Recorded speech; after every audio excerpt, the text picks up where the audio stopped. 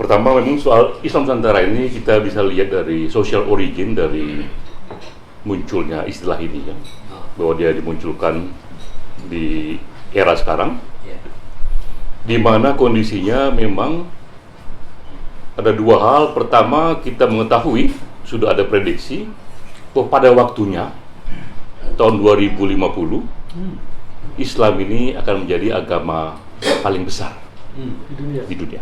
Di dunia. Ini analisa yang saintifik dengan melihat kecepatan kelahiran ya, dari komunitas Islam yang jauh lebih besar ketimbang komunitas agama lain, sehingga Islam 2050 berkembang dari 1,6 miliar 1,4 miliar 1,2 miliar sekarang menjadi 2,6 miliar kira-kira tahun 2050.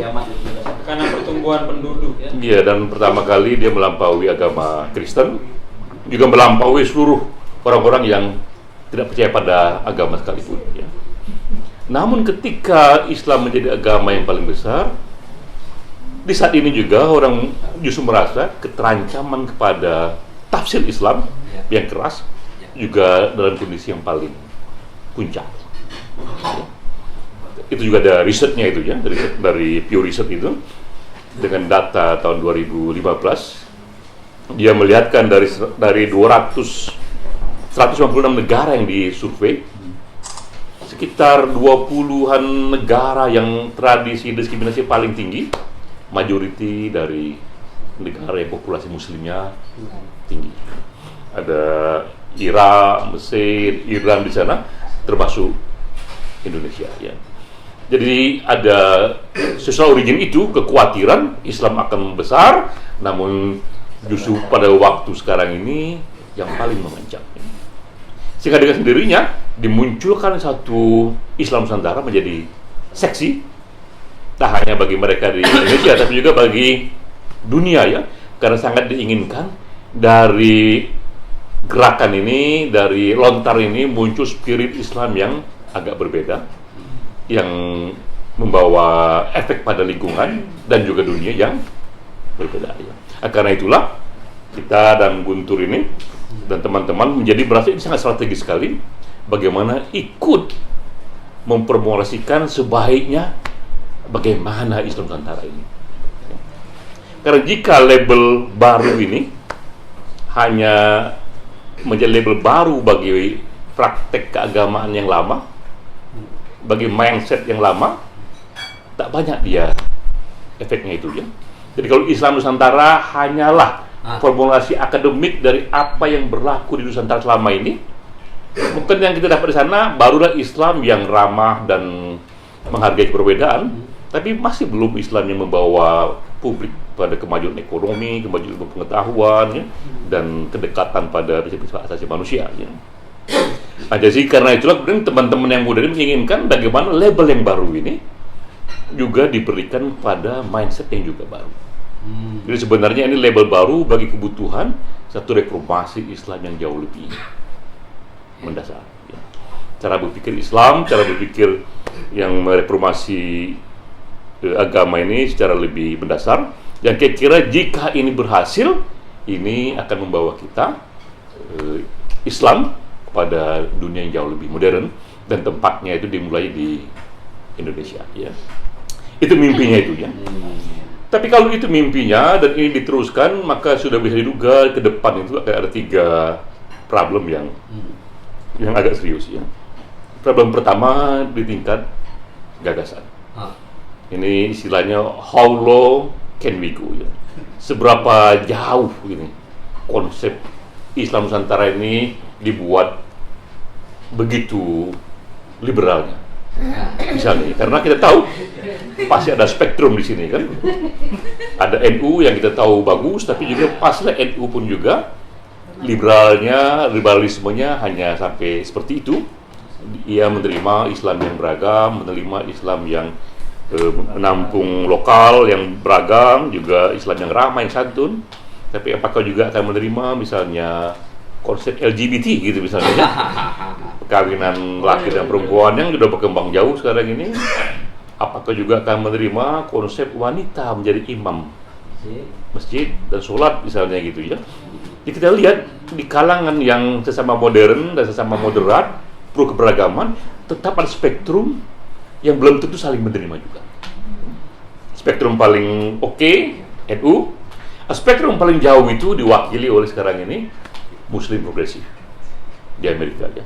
Ini gerakan yang juga Islam, yang sudah begitu dahsyatnya, dia punya masjid sendiri, dan di masjid itu sudah mengawinkan berapa kali mereka yang LGBT itu. Sesama homo kawin di sana, sesama perempuan kawin di sana, dan imamnya pun perempuan, nih, kemudian juga wanita yang sholat itu pulang dari kantor nggak usah pakai mukena lagi, pakai baju rok aja, sholat dia di sampingnya laki-laki. Iya, jadi pertama sekali Islam Nusantara ini menghadapi spektrum itu, ya. Seberapa jauh dia harus mengambil nilai ini.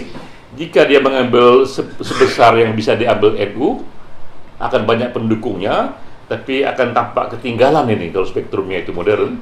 Namun kalau dia mengikuti Muslim progresif, begitu modern tapi pasti sedikit sekali pendukungnya itu. Ya. Itu problem pertama itu, ya. Problem memilih racikan yang pas nih bagi konsep Islam Nusantara ini. Problem kedua adalah mencari pelakunya, mencari siapa yang harus memperjuangkan ini. Ya. Kalau kita sebagai desainer, karena kita tidak ingin ini hanya berhenti sebagai wacana ketika ada muktamar NU sudah selesai.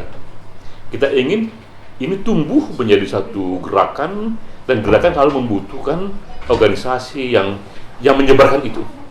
Kepada siapa kita inginkan ini diperjuangkan itu, dan seberapa kuat dia.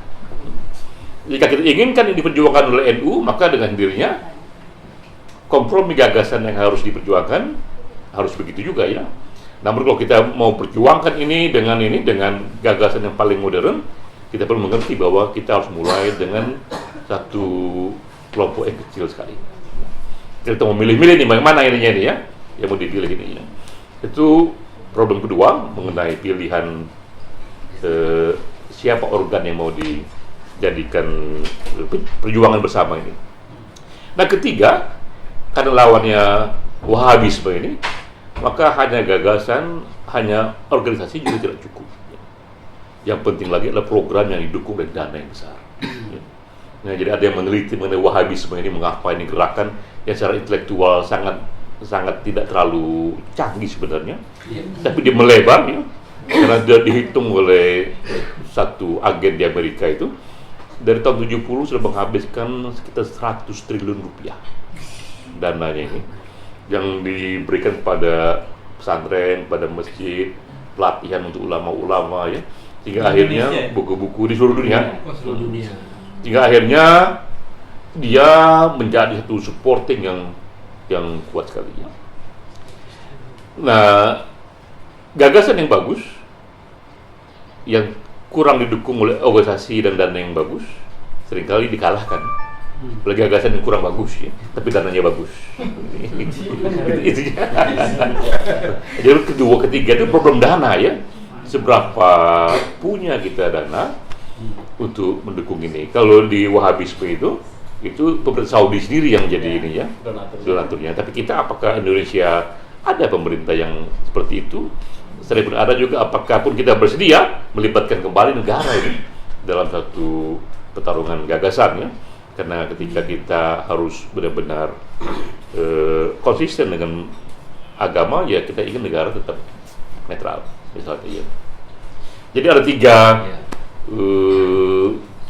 problem ini yang dihadapi Islam Nusantara karena kita sudah mau berangkat ke detail.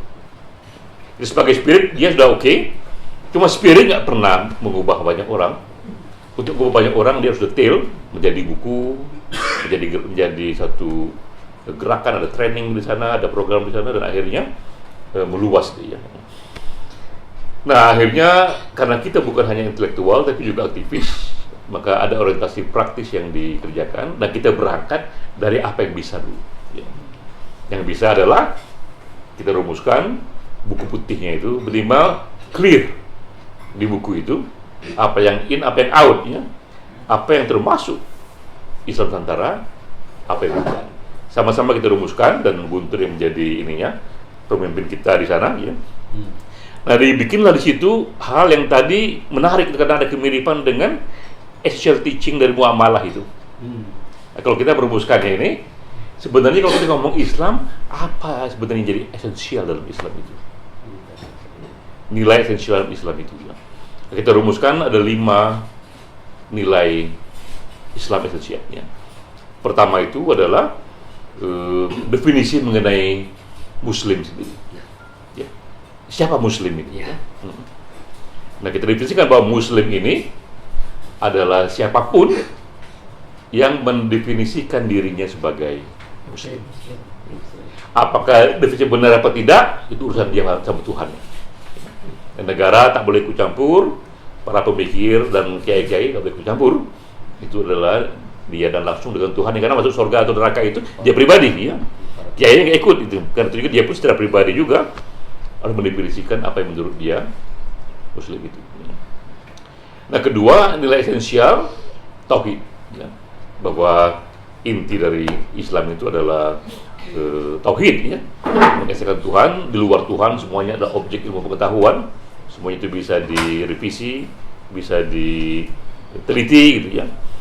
Lalu kemudian ada nilai-nilai esensial Islam yang tadi itu ada social justice di sana, ada compassion di sana, ada prinsip-prinsip non diskriminasi di sana, ya. Nah, keempat kemudian ada kedekatan Islam dengan prinsip-prinsip hak asasi manusia. Jadi apapun yang kita anggap bertentangan dengan asasi manusia, dia pun potensial bertentangan dengan prinsip-prinsip Islam Nusantara, ya.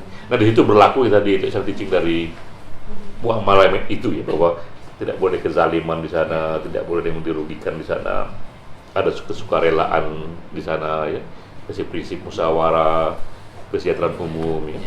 Nah, terakhir itu karena juga di Indonesia, maka dia pun juga Islam Nusantara itu dia mendekati dengan Pancasila, ya. Jadi apapun yang bertentangan dengan Pancasila potensial bertentangan dengan Islam Nusantara, ya. Jadi kita rumuskan dulu tuh buku putihnya itu udah hampir jadi sekarang ini, ya. Guntur yang ini, ya. Dan kita ingin ini setelah buku Ahmad Wahid, ini buku selanjutnya nih yang konkret membawa satu mission yang kuat, ya.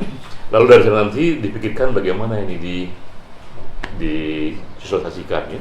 Bergerak seadanya, tapi kita sudah mengerjakan apa yang kita anggap bisa dikerjakan oleh lingkungan intelektual dan aktivis, ya.